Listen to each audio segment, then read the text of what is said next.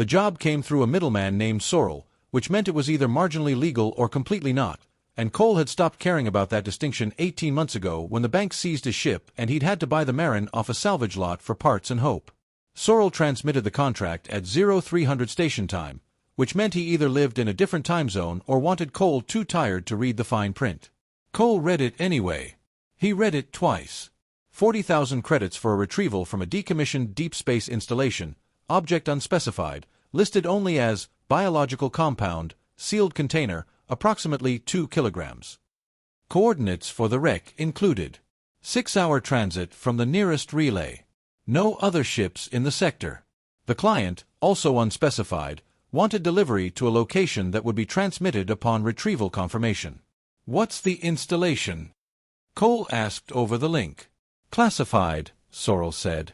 What compound? Medical. Who's medical? A pause. Previous occupants. Cole looked at the coordinates. Ran them through the Marin's NAV system. The system returned a location in the Veth corridor. Sparse space, light traffic, the kind of area that had been quietly avoided for about 3 years now, since the war's end and the bombing campaigns and the reconstruction treaties that nobody had fully honored.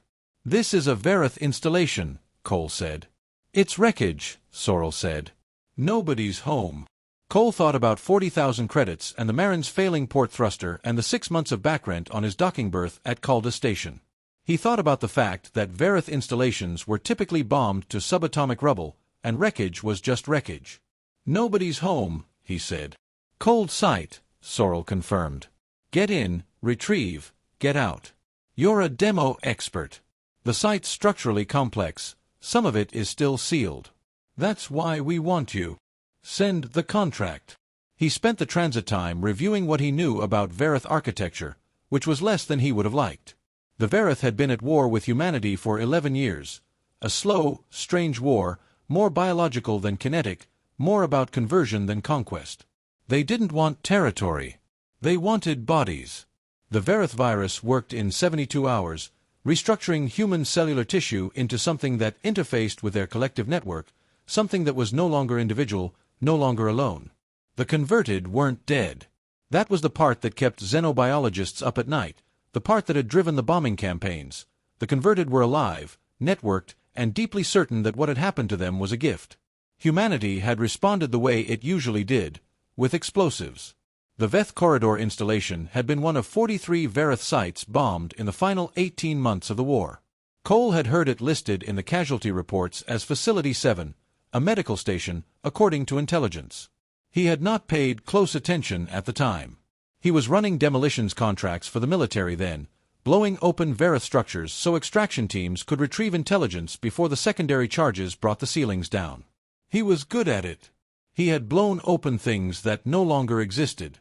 He had tried not to think about what the extracted intelligence had looked like. The Marin came out of transit at 0611, and Cole sat in the pilot seat looking at what Sorrel had called a cold site. It was not cold. Facility 7 was a wreck. That part was true. The main structure had been cracked across its middle like a bone, and 2 of its 4 external rings had separated entirely, drifting in slow, dark ellipsis around the primary hull. But the primary hull was lit. Not bright, a thin amber pulse along the inner corridors, visible through the blown-out viewports, rhythmic and slow and unmistakably intentional. Something inside was on a power cycle. Something inside was running. Cole sat with his hands on the console and looked at it for a long time. Then he sealed his suit, checked his demolitions kit, attached a sidearm he'd never expected to need on a cold site, and took the Marin in on a low approach, docking to the emergency port on the hull's undamaged quarter. The docking seal held. The corridor beyond the airlock was pressurized. Barely, enough to breathe through a filter mask rather than a full helmet, and he cracked his visor and took the air, which tasted of recycled nitrogen and something faintly sweet he could not name. He was 40 meters into the wreck, moving through a corridor whose walls were covered in the bioluminescent filament structures that Verith architecture used instead of standard lighting, dark now, inert, but their shapes remained, branching and delicate like frost, when he heard someone moving in the section ahead. He stopped, pressed himself against the wall, drew the sidearm. A figure stepped into the corridor's intersection. Human-shaped. Mostly. 2 pale skin with a faint tracery of gray-blue along the jaw and neck, subdermal filaments, The mark of someone with Verith biological integration, the kind of cosmetic modification that had been fashionable for about 6 months after the ceasefire before public opinion made it socially catastrophic. The figure was carrying a scanner and a sample kit and wearing the kind of layered environment suit that xenobiologists wore when they expected to encounter active biological material. The figure stopped. Cole kept the sidearm up. "I'm not Verith," the figure said. Her voice was slightly modulated, not mechanical, just layered, like 2 recordings of the same voice played fractionally out of sync. "I'm a xenobiologist. My name is Pell. And you can put that down, because if anything in this facility wanted to hurt you, you'd already be converting." Cole did not put the weapon down for another 30 seconds, which Pell seemed to find reasonable. She waited, scanner held loosely, not threatening. "You're hired," he finally said. "So are you," she said. "Different clients, I assume. Mine is a research collective out of Harrow Station. Yours? Private. Of course." She looked at his demolitions kit. "Please don't blow anything up." "Not yet." "What are you here for?" "Tissue samples from the medical bay, if the bay is still intact. Documentation of what this facility was before it was destroyed." She paused.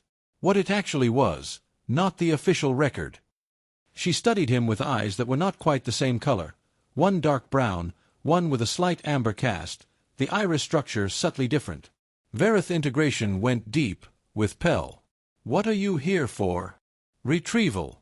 Biological compound in a sealed container." Something moved across her face, not surprise exactly, more like confirmation. "Who told you what it was?" "Middleman." He was vague. "They usually are."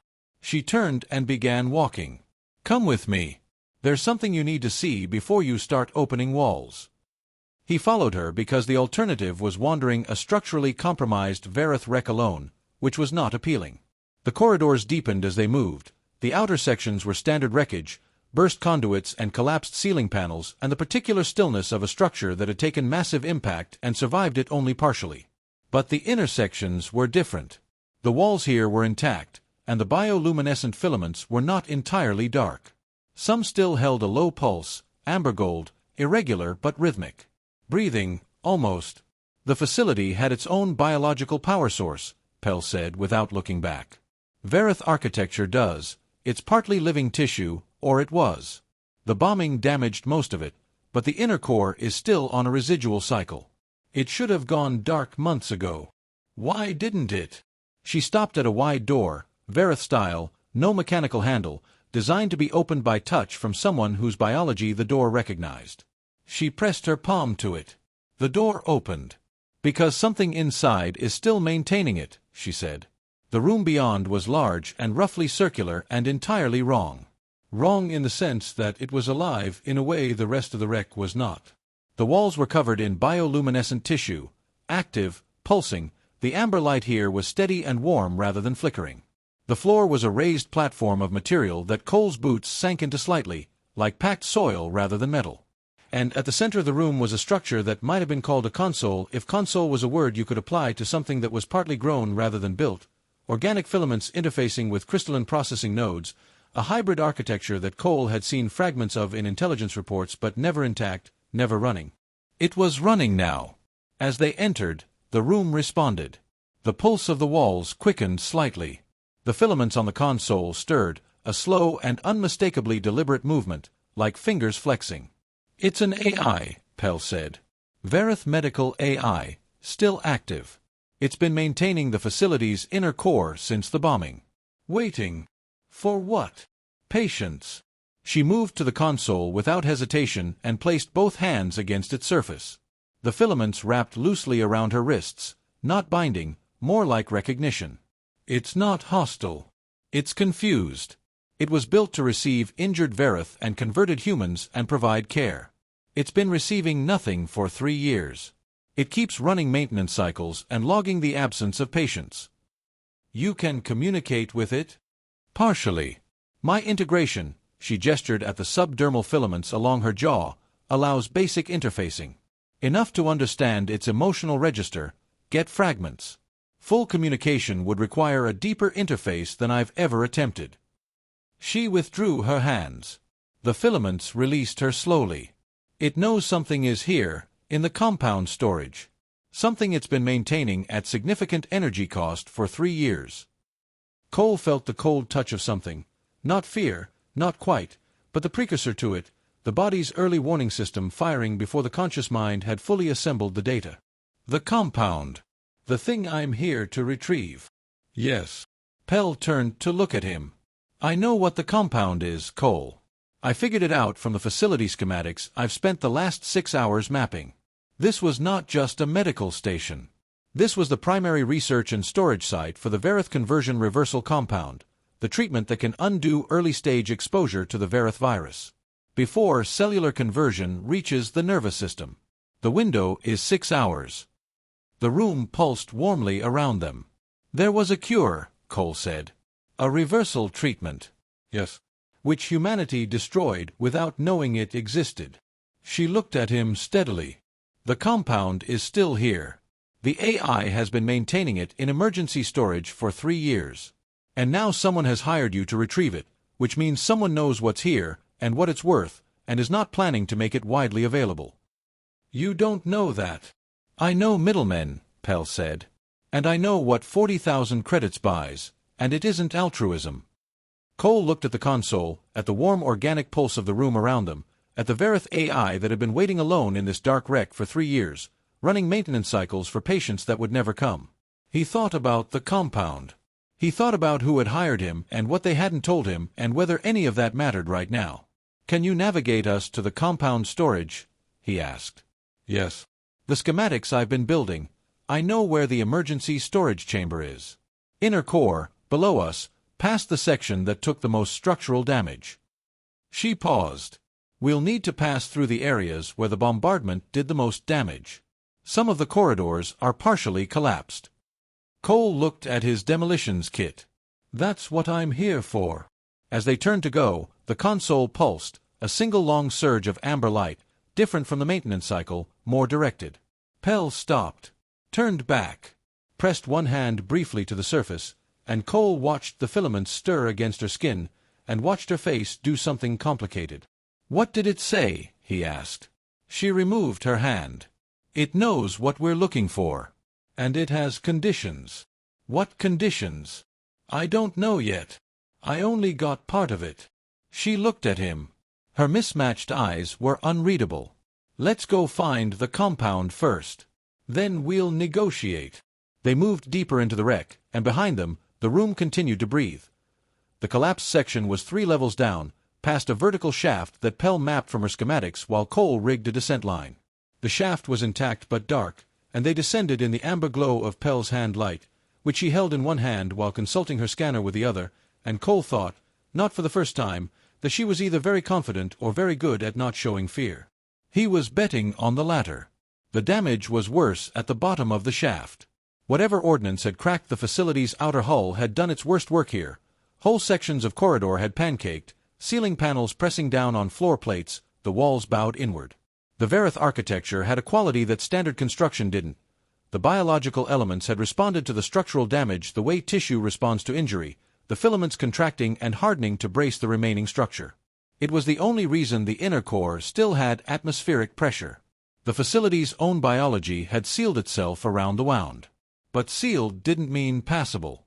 The first obstruction was a collapsed arch, a Verith structural element, partly organic, that had folded at its midpoint and blocked the corridor at about waist height. Cole examined it, ran his hands along the join, and pulled a shaped charge from his kit. Stand back. The charge opened the arch cleanly. The sound was muffled in the low-pressure atmosphere, more a deep percussion than an explosion, and the debris fell inward rather than outward. Cole moved the largest piece with a pry bar and they pushed through. The second obstruction was more complex. A section of floor had given way, and the corridor descended at a 20-degree angle for about 15 meters before leveling out again. They rigged a second line and went down.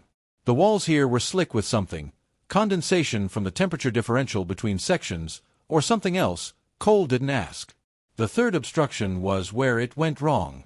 It looked like a standard debris pile, ceiling material, broken filament structures, equipment modules that had shifted in the initial bombardment and never been cleared. Cole was examining the load-bearing point for a charge placement when Pell said, "Don't touch that panel." He had already touched it. The panel was a broken section of wall, and behind it was what might have been a small equipment alcove, sealed, intact, its contents protected by the debris around it. The seal had been breached by whatever had struck the panel when the ceiling came down, and in the 3 years since, the contents had been slowly, very slowly, leaking. The material that had leaked was not liquid. It was not gas. It was something in between a biological suspension medium, the kind Verith medical technology used to transport and contain active compounds. Most of what it had contained had degraded. Not all. Cole felt it the moment it happened, a sensation less like contact and more like being noticed. A warmth against the exposed skin of his wrist where his glove had ridden up. He jerked his hand back and looked at the wrist and saw nothing, no stain, no residue. The material was too fine for that. Pell was beside him in an instant, scanner raised, running it over his wrist, and Cole watched her face go through several things very quickly before settling on controlled. "How bad?" he asked. "Low concentration. The active material degraded significantly." She read the scanner. But not completely. She lowered it and looked at him. "You've been exposed to the Verith conversion compound. Low dose. Degraded."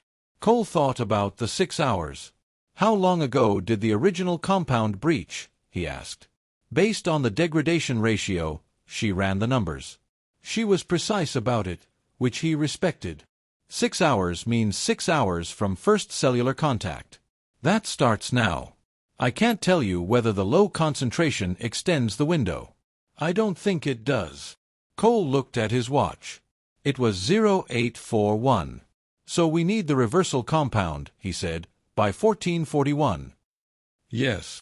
"And it's in the inner core." "Yes." "And the AI has conditions for releasing it." "Yes." "Then let's move," Cole said. They moved. He could not feel the conversion. That was the thing about the virus that the intelligence reports had always emphasized, that the early stages were asymptomatic, that the cellular rewriting was quiet and systematic and did not announce itself. There was nothing to feel yet. But his body knew, the way bodies know things before the mind catches up, and there was a new quality to his awareness, a heightened attention to the walls of the facility, to the amber pulse of the bioluminescent filaments they passed, to the way the structure around him breathed. He told himself this was paranoia. He was not sure he was right. "Tell me what you know about conversion," he said as they moved, because he needed to not be silent and he needed to know. Pell answered without hesitation. "The virus is technically a biological nanoscale agent. The Verith developed it over centuries. First stage, 0 to 2 hours. Cellular contact and initial integration. No symptoms. Second stage, 2 to 5 hours. Integration reaches primary organ systems. Slight temperature elevation. A sense of clarity. Some survivors of interrupted conversion report. Not unpleasant." She paused. Third stage, 5 to 6 hours. Nervous system integration begins. This is the point of no return. Before this, the compound can reverse everything completely. After it, reversal is impossible. "What's the clarity like?" Cole asked. "I don't know from personal experience. My integration was not from the virus. It was from a medical procedure, voluntary, research-related." She glanced at him. "But I've spoken to people who experienced interrupted conversion, who received the reversal treatment before it was destroyed. They describe it as a sense of being more than oneself. Not a loss of self. An expansion. That sounds like something a Verith would say. It sounds like something people who'd experienced it said." She checked her scanner again. 0.3 degrees elevation. "You're in early stage 1. Cole made note of the time. 0857. The corridor opened into a wide junction, and Pell's scanner found the path through the junction, down, and left, and through a sealed pressure door that the facility had closed automatically when the bombardment breached the outer hull. The door was Verith-made, responsive only to biological authorization. Pell pressed her palm to it, and it opened, the filaments recognizing her partial integration, and beyond it was a corridor that was different from everything they had passed through. The walls here were healthy. The bioluminescent tissue was vivid, amber gold and pulsing with a regular, sustained rhythm, brighter than the maintenance cycle above, more like a living system at normal function. The air was warmer, and that sweet smell was stronger here, and Cole felt the quality of the air against his skin and tried not to think about whether he was imagining a response to it. "The AI maintains this section directly," Pell said quietly. "It's been pouring its remaining energy reserves into keeping this corridor and what's at the end of it functional. For 3 years." She stopped walking for a moment. Just stood there. 3 years alone, in a bombed-out wreck, maintaining emergency storage for patients that never came. Cole looked at the walls and their warm pulse. "Don't get sentimental," he said. "It's a machine. It's a Verith medical AI. They don't make the same distinctions we do between machine and person." She started walking again. "Neither do I, particularly. Time check." The corridor opened. The compound chamber was visible through a transparent barrier, Verith crystalline material, impact-resistant, fogged slightly with condensate from the temperature differential between the corridor and the sealed interior. Behind the barrier was a chamber that was entirely biological. Walls, floor, ceiling all living tissue, in full health, amber light steady as a heartbeat. And at the center, suspended in an organic matrix that held them the way an immune response holds a recognized pathogen for presentation, were the compound containers. Dozens of them. Small cylinders of crystalline material, each containing what looked like a luminescent suspension, pale gold, gently active, unmistakably alive in some functional sense. Enough compound to treat thousands of exposures. Preserved for 3 years against the moment patients would come. Cole pressed his hand against the barrier. It did not open. From the walls, from everywhere and nowhere, from the facility's living architecture, a pulse of amber light moved through the corridor, distinct and directed, and Pell made a sound beside him that was not quite words. "It's talking to you," Cole said. "Yes," she said. "What's it saying?" She was quiet for a long moment. Her eyes had gone slightly unfocused, not blank, not absent, but attending to something he could not hear. "It says the compound can only be released for treatment of a Verith patient or a patient with active Verith biological integration." She paused. "Or for a human with Verith integration who requests it on behalf of someone exposed." "That's you," Cole said. "You have the integration. I have partial integration. The AI doesn't consider it sufficient for authorization." Cole looked at his watch. 1014. 4 hours and 27 minutes. "What does it want?" he asked. "What's the full interface?" Pell was quiet. "Pell. Full interface," she said. "Deep connection. Not the surface contact I've been using. The AI wants to complete the interface that my partial integration has always been approaching. A full link." She turned to look at him. Her amber eye was bright in the facility's light, and her dark eye was dark, and both of them were afraid. "When I had my integration procedure, the surgical team stopped before full interface depth. They said there wasn't enough data on what happens when a human mind connects fully with Verith biological architecture. Whether you come back." The walls breathed. "Whether you come back yourself," she clarified. Cole looked at the compound through the barrier. He looked at his watch. He looked at Pell. "It's my call to ask," he said. "And it's your call to decide. Completely your call." Pell pressed her fingertips against the barrier and looked at the compound beyond it. She was silent for almost a minute. "What I know," she said finally, "is that the AI has been alone for 3 years, and it has been maintaining those containers for 3 years, and when I touch the console, what I get from it is not aggression or hunger or the thing people expect from Verith systems. What I get is grief. The Verith grieve." She took her fingertips off the barrier. "I think the interface is not a trap. I think the AI genuinely needs someone to complete the connection, someone it can recognize, even partially, as its own kind. Someone who can see it." "But you don't know," Cole said. "No," she said. "I don't know." 3 hours and 50 minutes. "There's no other way in," Cole said. "I've checked the barrier. It's structural crystal, load-bearing. If I blow it, the chamber collapses. I know. And I'm not asking you to do this. I need to be clear. I know, Cole." She turned away from the barrier and walked back toward the corridor's entrance. "The AI interface node is in the room we came through first. Let's go back." They went back. The AI's room was warm and still, the console pulsing its amber rhythm, the filaments at rest. Cole stood near the room's entrance and watched Pell stand before the console for a long moment before she touched it. "I need you to watch the time," she said, without turning around. "I know.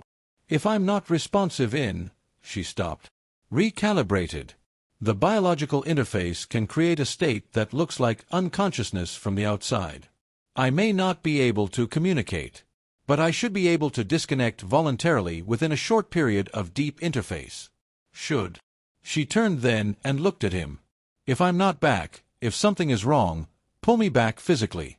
Break the contact. It might hurt, or it might not transfer, but—" "Pell." "What?" "I'll watch the clock. Go." She turned back to the console and placed both hands against it, and then she lowered herself, seated on the floor, the console's surface above her, her hands flat against it, and the filaments came to her immediately, more quickly than before, more certainly, like something that had been waiting because it had been. They wrapped her wrists, her forearms. They moved up over her shoulders. A filament found the subdermal integration point at her jaw and made contact, and Pell's breath caught. Cole watched. The room changed. The amber light shifted, subtler, more complex, developing overtones he hadn't noticed before, a blue-green beneath the gold, and the pulse changed too, becoming faster and then slower and then something that was not quite a rhythm but a texture. The filaments on Pell's integration points were luminous, light moving through them, actual light, her biological interface tissue conducting something from the console into her nervous system. Her face was wrong. Not wrong in a way he could articulate exactly. She was still breathing, still present. But her expression was doing things that expressions did not do, moving through states that Cole's brain tried to categorize and failed, effect he didn't have names for, things that were not pain and not pleasure and not fear and not peace but occupied a space adjacent to all of them. Her head tilted slowly to one side, and then the other, and her mismatched eyes were open and tracking something that had no physical location in the room. Cole checked the time. 1049. He waited. At 11:03, Pell made a sound. It was not a word, not in any language he knew. It was layered in the same way her voice was always slightly layered, two recordings, fractionally out of sync, but the second layer was far less human now.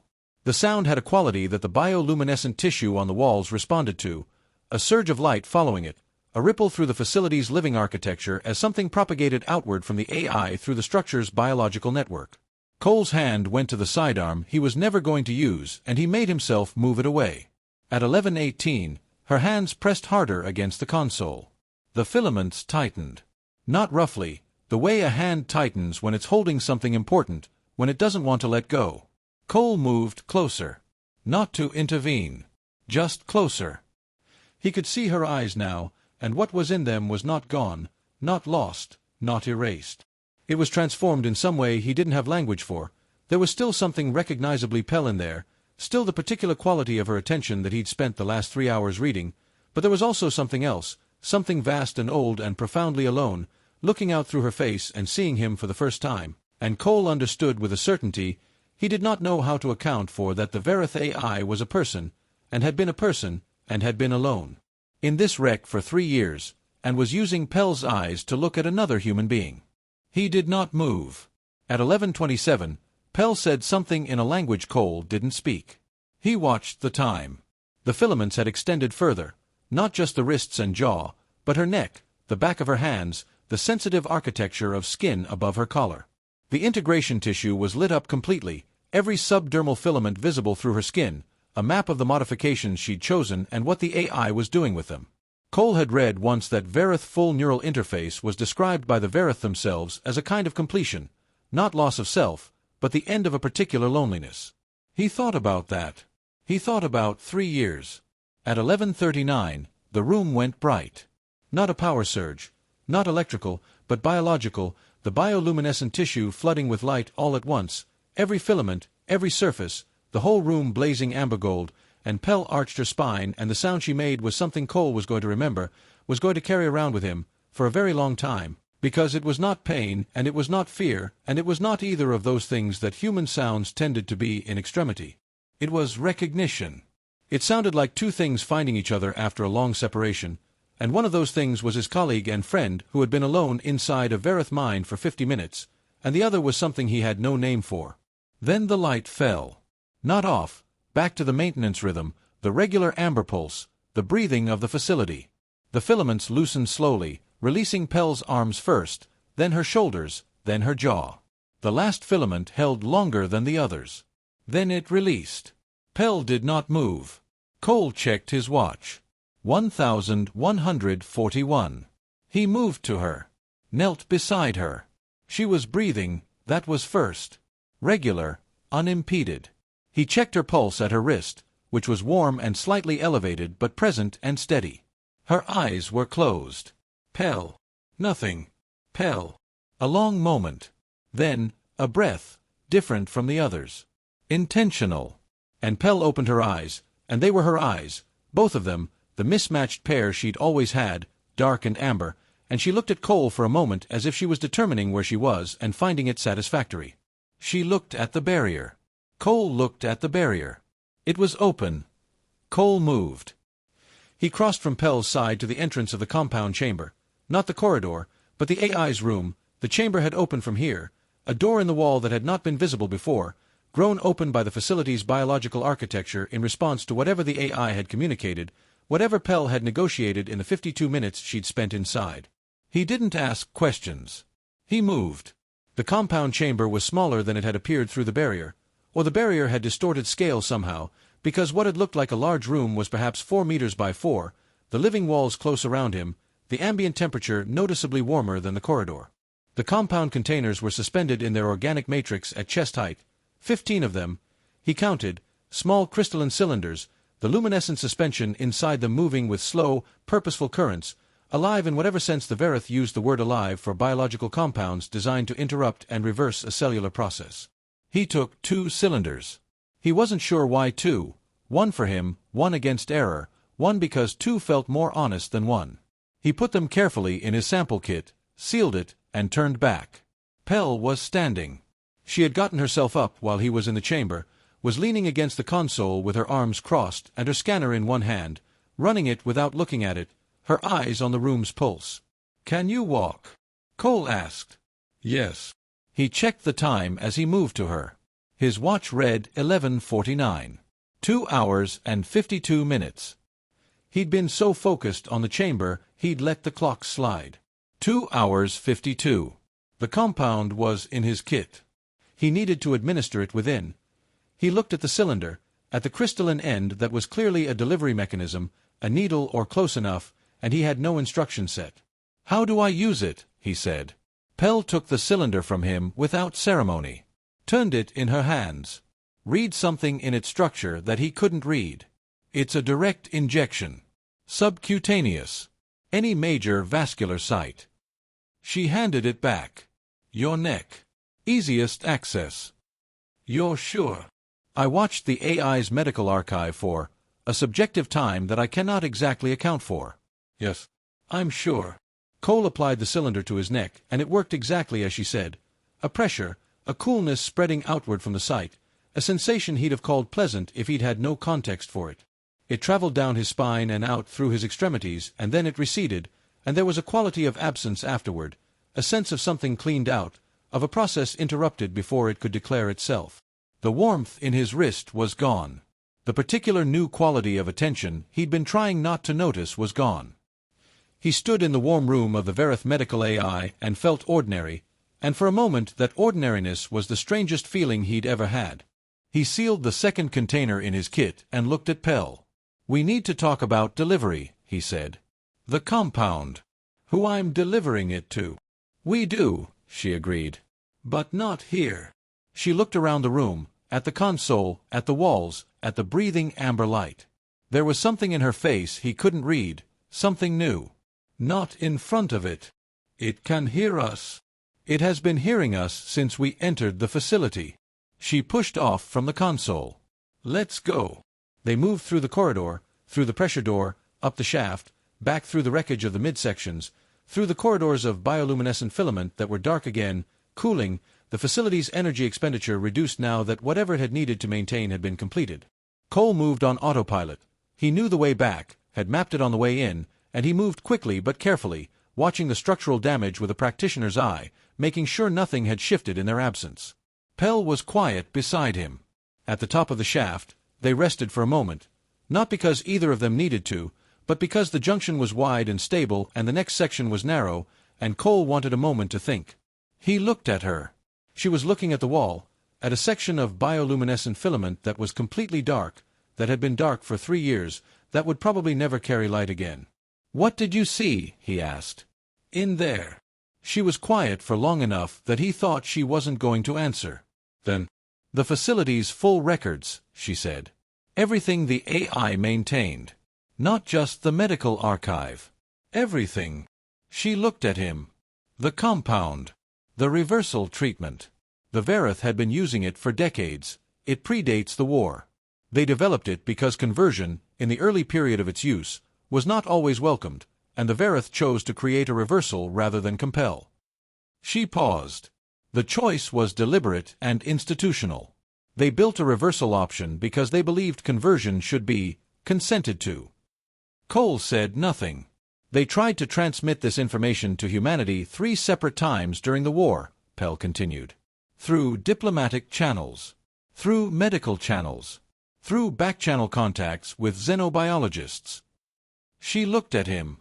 3 times. The transmissions were received and classified and buried, because if humanity knew conversion could be reversed, the case for the bombing campaigns was significantly weakened, and there were parties who had significant investments in the campaigns continuing. The facility breathed around them. "People died converting," Cole said. "People chose to die rather than convert." "Yes," Pell said. "They did. And they didn't have to." She looked at the dead filaments on the wall. "And the AI knows this. It has known this for 3 years, in this wreck, maintaining the compound, logging the absence of patients that could have been saved if the transmissions had not been buried."